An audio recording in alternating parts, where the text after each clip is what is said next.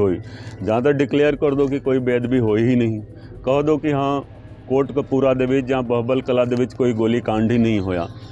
ਸਾਨੂੰ ਉਮੀਦ ਸੀਗੀ ਕਿ ਸਾਡੀ ਸਰਕਾਰ ਆਉਣ ਤੋਂ ਬਾਅਦ ਇਹ ਮਸਲਾ ਪੋਲੀਟੀਕਲ ਨਹੀਂ ਰਹੇਗਾ, ਪ੍ਰੋਫੈਸ਼ਨਲੀ ਡੀਲ ਕੀਤਾ ਜਾਊਗਾ।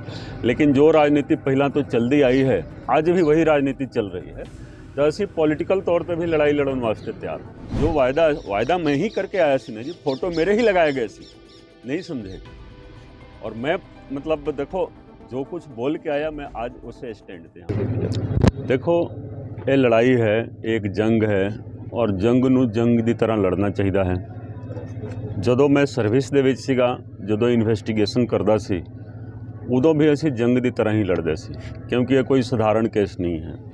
ਜਾਂ ਤਾਂ ਕੋਈ ਕਹਿ ਦੇਵੇ ਕਿ ਬੇਅਦਬੀ ਹੋਈ ਹੀ ਨਹੀਂ ਬੁਰਜ ਜਵਾਹਰ ਸਿੰਘ ਵਾਲਾ ਦੇ ਵਿੱਚ, ਬਰਗਾੜੀ ਦੇ ਵਿੱਚ ਜਾਂ ਪੰਜਾਬ ਦੇ ਵੱਖ-ਵੱਖ ਥਾਵਾਂ 'ਤੇ ਜੋ ਬੇਅਦਬੀ ਹੋਈ, ਜਾਂ ਤਾਂ ਡਿਕਲੇਅਰ ਕਰ ਦਿਓ ਕਿ ਕੋਈ ਬੇਅਦਬੀ ਹੋਈ ਹੀ ਨਹੀਂ, ਕਹ ਦਿਓ ਕਿ ਹਾਂ ਕੋਟਕਪੂਰਾ ਦੇ ਵਿੱਚ ਜਾਂ ਬਹਬਲ ਕਲਾ ਦੇ ਵਿੱਚ ਕੋਈ ਗੋਲੀ ਕਾਂਡ ਹੀ नहीं होया, कह दो। फिर पंजाब की जनता है, आवाम है, आवाम ने जो करना है वो आवाम अपना वो करते रहेंगे। लेकिन जो साड़ी जिम्मेवारी है, बेशक मैं सर्विस छड़ दी थी, लेकिन इस केस नूं सिरे तक लेके जाना है। जिन्नी ताकत परमात्मा ने दी है उन्नी ताकत इस्तेमाल करनी है और केस नूं सिरे तक लेके जाना है। और ये जंग भी ऐसी जंग की तरह लड़ रहे हैं, चाहे कानूनी पक्ष दे नाल होवे, चाहे हुण इस मसले नूं पॉलिटिकल बना दिता गया है। शुरुआत तो ही सानू उम्मीद सीगी कि साडी सरकार आउण तो बाद ये मसला पॉलिटिकल नहीं रहेगा, प्रोफेशनली डील किया जाऊगा। लेकिन जो राजनीति पहला तो चलती आई है, आज भी वही राजनीति चल रही है। तो असी पॉलिटिकल तौर पर भी लड़ाई लड़न वास्ते तैयार हाँ, राजनीतिक तौर पर भी लड़ाई लड़न वास्ते तैयार हाँ। लेकिन मैं बार बार बोलता हाँ कि इस मसले नूं राजनीति तो परे रखा जाए, राजनीति तो दूर रखा जाए। जो व्यक्ति इस मसले दे नाल राजनीति करेगा, इस दे विच राजनीति करेगा, उसका हिसाब किताब देखो परमात्मा ने करना है, गुरु गोबिंद सिंह जी ने करना है। तो चाहे जिन्नी बारी डेट पवे, जो भी होवे, कोई मोर्चे वाला होवे, कोई किसी दे नाल कॉम्प्रोमाइज़ हो जाए, लेकिन साडी लड़ाई साडी जंग जारी रहेगी। मेरे बोल जी ਜਿਹੜਾ ਮੋਰਚਾ ਚੱਕਿਆ ਗਿਆ ਉਹਨੂੰ देखो ਹੁਣ तो मोर्चा सीगा नहीं, तुहानू भी पता है कि मोर्चा सीगा नहीं। वो तो मोर्चा चकन का एक चलो जो भी एक बनाया गया, मोर्चा तो बहुत पहला खत्म हो गया सीगा जी, मोर्चा बहुत पहला खत्म हो गया सी। ਸਰ ਸਰਕਾਰ ਦੇ ਵਿੱਚ ਹੁੰਦੇ ਹੋਇਆ ਤੁਸੀਂ ਕਿਤੇ ਨਾ ਕਿਤੇ ਸਰਕਾਰ ਤੇ ਸਵਾਲ ਖੜੇ ਕਰਦੇ ਕੱਲ ਵੀ ਇੱਕ मैं स्पष्ट करना चाहूँगा हाँ कि मैं मुद्दे की राजनीति करता हाँ जी, इशू बेस्ड राजनीति है जी। मैं 2021 ਦੇ ਵਿੱਚ जिस स्टैंड ते सीगा इस मुद्दे ते, आज भी मैं उस मुद्दे ते हाँ, उस स्टैंड ते हाँ जी। मेरा सरकार दे नाल जां पार्टी दे नाल कोई विरोध नहीं है। मैं तो अपनी पार्टी नूं मजबूत करना चाहुंदा हाँ।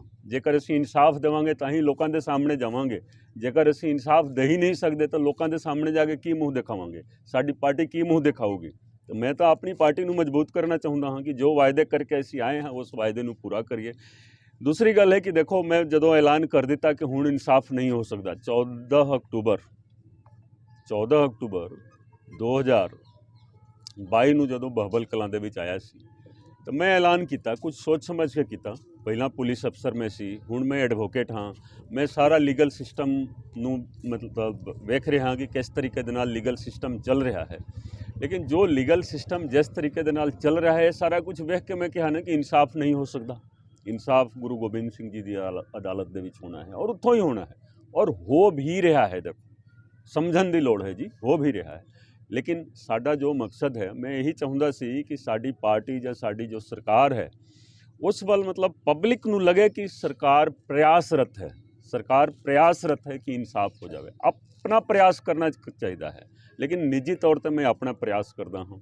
मैं हर थां ते जांदा हाँ, चाहे असैम्बली होवे उत्थे भी कोशिश करता हाँ, चाहे मौका मिलता है नहीं मिलता है, जिन्ना भी मौका मिलता है उत्थे भी बोलता हाँ। दर्जा ब दर्जा मैं अफसरां दे कोल भी जांदा हाँ, उन्हां दे नाल डिस्कस करता हाँ। मुख मंत्री साहब जो जिन्हां दे कोल गृह महकमा है, उन्हां दे नाल भी मैं डिस्कस करता हाँ। आखिरी साडी मुलाकात 28 नवंबर नूं होई सीगी मुख मंत्री साहब दे नाल, काफ़ी 1.5-2 घंटे तक इस संबंध दे विच गलबात होई सीगी। तो मैं तो हमेशा प्रयासरत रहिंदा कि साडी पार्टी मजबूत होवे, साडी सरकार मजबूत होवे। जो वायदा मैं ही करके आया सी ना जी, फोटो मेरे ही लगाए गए सी, नहीं समझे।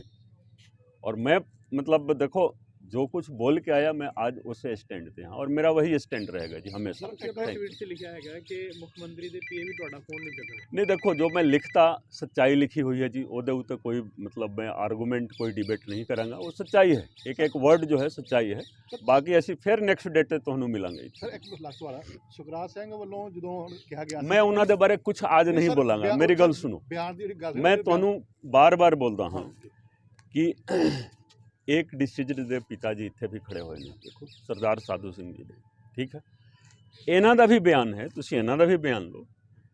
ਇਹਨਾਂ ਦਾ ਬਿਆਨ ਕੀ ਹੈ ਕਿ ਇਹਨਾਂ ਨੂੰ ਵੀ ਕਨਵਿੰਸ ਕਰਨ ਦੀ ਕੋਸ਼ਿਸ਼ ਕੀਤੀ ਗਈ ਇਹਨਾਂ ਦੇ ਨਾਲ ਡੀਲ ਕਰਨ ਦੀ ਕੋਸ਼ਿਸ਼ ਕੀਤੀ ਗਈ ਇਹਨਾਂ ਨੇ ਕੋਈ ਡੀਲ ਨਹੀਂ ਤਾਂ ਮੈਂ ਕਿਸੇ ਦੇ ਖਿਲਾਫ ਕੋਈ ਆਰੋਪ ਇਸ ਵੇਲੇ ਨਹੀਂ ਲਗਾਵਾਂਗਾ। ਜਿਨ੍ਹਾਂ ਦੇ ਉੱਤੇ ਦਬਾਅ ਹੈ ਨਾ ਜੀ ਮੈਂ ਬਾਰ-ਬਾਰ ਇੱਕੋ ਚੀਜ਼ ਬੋਲਦਾ ਹਾਂ ਕਿ ਉਹ ਇੱਕ ਨਾ ਇੱਕ ਦਿਨ ਦਬਾਅ ਮੁਕਤ ਹੋਣਗੇ। ਦੇਖੋ ਦਬਾਅ ਮੁਕਤ ਹੋ ਕੇ ਆਪੇ ਦੱਸਣਗੇ ਇਨਸਾਫ ਤੋਂ ਉੱਪਰ ਹੋਣਾ ਹੈ ਜੀ। ਅੱਜ ਚਾਰਜ ਫਰੇਮ इंसाफ ਨੂੰ ਲੈ ਕੇ ਬਹਿਸ ਹੋਈ ਹੈ। नहीं देखो जो बहस हुई है उसके उत्ते मैं कोई आज कोई किंतु परंतु कोई टिप्पणी मैं नहीं करांगा। ये जुडिशियल प्रोसेस है तो जुडिशियल प्रोसेस के बारे ऐसी कोई डिस्कशन नहीं करांगे इत्थे जो कोर्ट कचहरी का जिस तरीके दे नाल है ਅਸੀਂ भी चूँकि ਉਹਦੇ ਵਿੱਚ ਪਾਰਟੀ ਹਾਂ और एक पार्टी के रूप ਦੇ ਵਿੱਚ जिस तरीके ਦੇ ਨਾਲ होगा वो संविधानिक तौर पर लीगल प्रोसीजर ਦੇ ਨਾਲ ਅਸੀਂ कोर्ट की सहायता करांगे और साडा यही मकसद है कि इंसाफ होवे जी।